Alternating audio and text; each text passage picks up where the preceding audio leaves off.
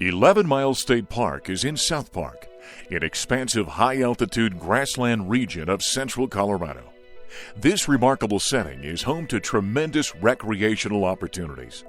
Anglers and riders consistently tout 11 Mile's large reservoir for its outstanding fishing. It is a prime location for ice fishing. Anglers enjoy the solace and beauty the park provides during the winter while trying their luck through the ice.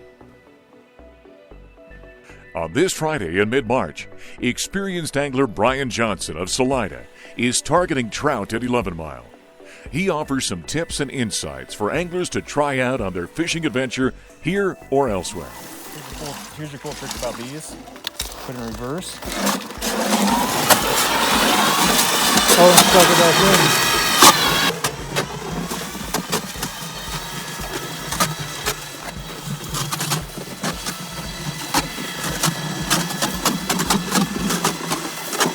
So we got the ice hut over here, and we're gonna fish inside the ice hut, and then outside the ice hut we each have our second rod stamp. So in order to take advantage of that, we set up these jaw jackers, and they basically just dead stick a bait all day, and they're way more patient than we are.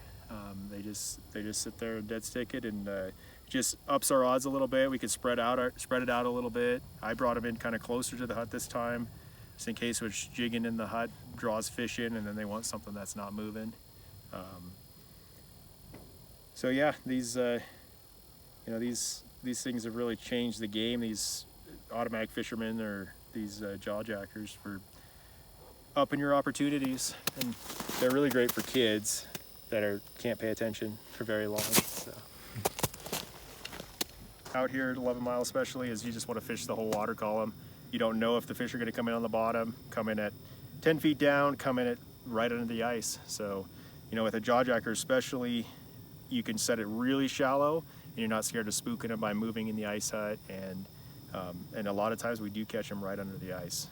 It's kind of structure, and a lot of the insects or whatever pile up underneath it, and they can just cruise through there and feed on them.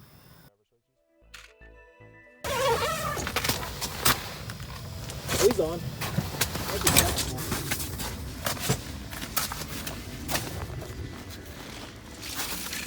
Feels catchable, this little guy.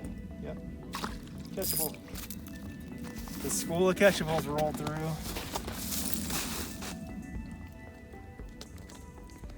So those are ones we stocked this year. Yep. Yeah, you can see they're starting to get kind of chunky, Yeah. Starting to get that.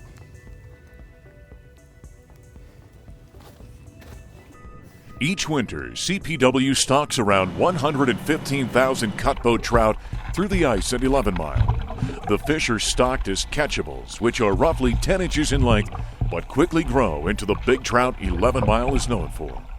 It's a super fertile lake. A 10-inch catchable grows to 18 inches in a year, 6 pounds the next year, 8, 10 pounds the year after that. And so it's got all kinds of life, all kinds of weeds, and everything from this daphnia that they can filter feed to scuds, and then a big abundance of crawdads in here, and that grows some big fish. Got one down there.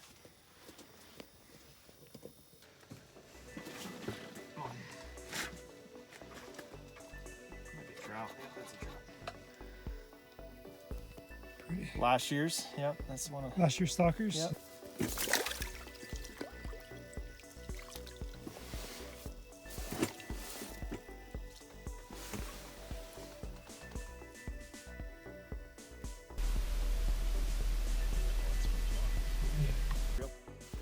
Not a giant, but it's a decent one.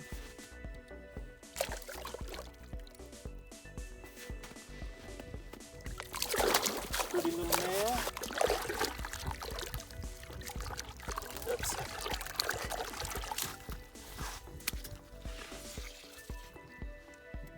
Pretty colored up guy.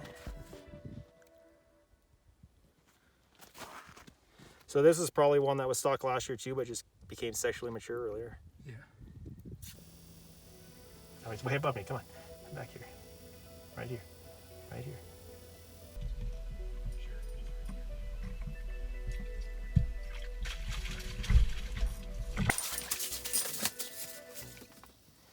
Another one of last year's. Yeah. We can get some bigger ones.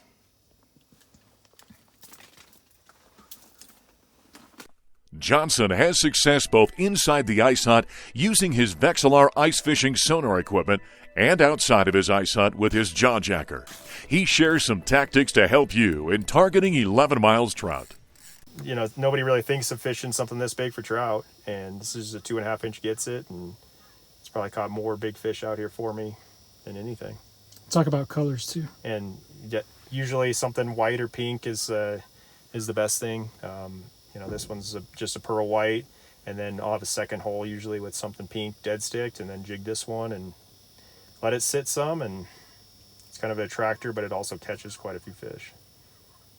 Yeah, so a lot of times when we'll just let it dead stick, and then we'll jig it a few times, and then let it dead stick again, and a lot of times they'll come in as soon as you stop it again after jigging it. From ice up here is really good on the west end. We're off of like Sucker Cove today, but after Sucker Cove or Cross Creek, we generally see just really good fishing early, as soon as the ice comes on, and until like mid-January, and then it just gets a lot of pressure. You know, you get 200-300 people out here on a weekend, and it gets a lot harder to start to catch those fish. They just get on to you they've seen a lot of jigs and stuff. So then you just got to mix up your techniques or move to different parts of the lake, and they really start keying in on the like little copepods or daphnia that are in the water. If you look down the hole and it's like green and you think it's murky, it's really just life, and those fish are just swimming around, basically filter feeding that. And the ones I've harvested and cut open, they're just full of that green, the green copepods, and they're eating such tiny little things, it's hard to convince them to eat an ice fishing jig that's 10-15 times the size of what they normally eat. So, and then as the season progresses, some of the fish start preparing for the spawn, and in February and March, like we are now, they'll start like swimming around in, especially like North Shore where they were stocked. They go back to where they were stocked off those ramps, and they'll start keying, trying to find gravel or rocks to spawn in. And there's not any natural reproduction in this lake, really, but they're still like wanting to find that spawning area. So that time of year I fish shallow. I fish super shallow, try to find some rocky gravel areas, and eventually those big fish, they come through there. They're cruising around. It gets tough that time of year because you're just trying to pull it away from all the stalkers, the 100,000 stalkers that have been put in here throughout the winter. But eventually you'll get a big fish, weed through the little ones, and there'll be a big one eventually. Yep. Here's to be real.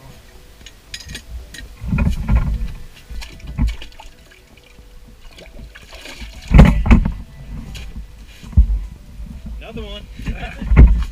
Appears to be something a little bigger down there. Another picture of your giant.